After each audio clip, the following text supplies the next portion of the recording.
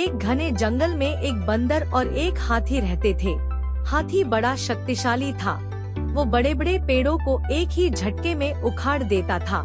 बंदर काफी दुबला पतला, लेकिन वो बड़ा ही फुर्तीला और तेज था। दिन भर बंदर जंगल के पेड़ों पर उछल कूद करता रहता था। बंदर और हाथी दोनों को ही अपने गुणों पर बड़ा ही घमंड था। दोनों ही एक दूसरे से खुद को ज्यादा अच्छा मानते थे। इस वजह से दोनों में हमेशा बहस होती रहती थी। उसी जंगल में एक उल्लू भी रहता था, जो अक्सर बंदर और हाथी की हरकतें दिखाता था। वह इन दोनों के लड़ाई झगड़े से परेशान हो गया था। एक दिन उस उल्लू ने उन दोनों से कहा, जिस तरह तुम दोनों लड़ते हो, इससे कोई फैसला नहीं होने वाला है। तुम दोनों एक प्रतियोगिता के जरिए आसानी से यह फैसला कर सकते हो कि तुम दोनों में से सबसे शक्तिशाली कौन है। बंदर और हाथी दोनों को उल्लू की बात अच्छी लगी। दोनों ने फिर एक साथ पूछा, इस प्रतियोगिता में क्या करना होगा? उल्लू ने कहा, इस जंगल को पार करने पर एक दूसरा जंगल आता है, जहाँ पर एक काफी पुराना पेड़ है, जिस पर एक सोने का फल लगा हुआ है। तुम दोनों में से उस सोने के फल को जो पहले लाएगा, उसे ही इस प्रतियोगिता का विजेता बनेगा और असल मायनों में सबसे शक्तिशाली कहलाएगा। उल्लू की बात सुनते ही बंदर और हाथी बिना कुछ सोचे समझे दूसरे जंगल की तरफ निकले। बंदर ने अपनी फुर्ती दिखानी शुरू की। वह एक ही छलांग में एक पेड़ से दूसरे पेड़ तक पहुंच जाता। वहीं हाथी तेजी से दौड़ने लगा और रास्ते में आने वाली हर चीज को अपने मजबूत सूंड से उखाड़ फेंकता।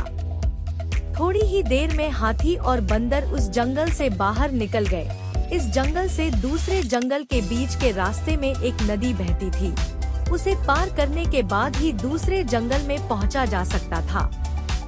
बंदर ने फिर से अपनी फुर्ती दिखाई और झट से वह नदी में कूद गया, लेकिन पानी की लहर काफी तेज थी, तो बंदर नदी में बहने लगा। बंदर को नदी में बहते हुए देखकर हाथी ने तुरंत अपनी सूंड से उसे पकड़कर पानी के बाहर निकाल दिया। हाथी के इस व्यवहार को देखकर बंदर काफी हैरान हुआ। उसने विनम्र होकर हाथी को अपनी जान बचाने के लिए धन्यवाद कहा और अपनी हार मानते हुए हाथी को ही आगे का सफर तय करने के लिए कहा। बंदर की इस बात को सुनकर हाथी ने कहा, मैं नदी पार कर सकता है, तुम भी मेरी पीठ पर बैठकर इसे पार कर लो। बंदर हाथी की बात मान गया और वह हाथी के पीठ पर बैठ गया।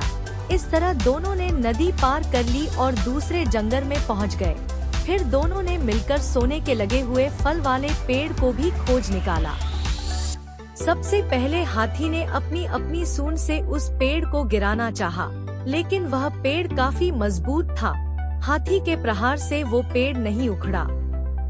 फिर हाथी ने निराश होकर कहा, मैं अब यह फल नहीं तोड़ सकता हूँ। बंदर बोला, चलो मैं भी एक बार कोशिश करके देखता हूँ। बंदर फुर्ती से उस पेड़ पर चलने लगा और उस डाली पर पहुँच गया जहाँ पर सोने का फूल लगा हुआ था। उसने वह फल तोड़ लिया और पेड़ के नीचे उतर गया।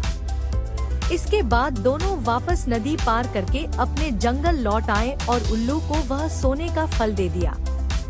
फल पाने के बाद उल्लू जैसे ही इस प्रतियोगिता के लिए विजेता का नाम बोला, वैसे ही बंदर और हाथी ने मिलकर उसकी बात को रोक दिया। दोनों ने एक साथ कहा, उल्लू दादा, अब हमें विजेता का नाम जानने की आवश्यकता नहीं है। इस प्रतियोगिता को हम दोनों ने मिलकर पूरा किया है। हमें यह समझ में आ गया है कि हर किसी का गुण अपने आप में अलग और खास होता है। हमने यह भी फैसला किया है कि आगे से अब हम कभी भी इस बात पर बहस भी नहीं करेंगे और मित्र की तरह इस जंगल में रहेंगे। उल्लू को बंदर और हाथी की बात सुनकर काफी खुशी हुई। उसने दोनों से कहा, मैं तुम्हें यही समझाना चाहता था कि सभी एक दूसरे से अलग होते हैं। अलग अलग गुण और शक्तियां ही हमें एक दूसरे की मदद करने के काबिल बनाती हैं। साथ ही हर किसी की अपनी कमजोरियां भी होती हैं। इसलिए एक दूसरे के साथ मिलकर रहना ही सबसे अच्छा होता है।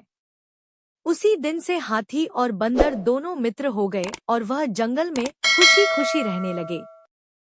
कहानी से सीख, हमें एक दूसरे के गुणों और शक्तियों का सम्मान करना और आपस में मिलजुल कर रहना चाहिए।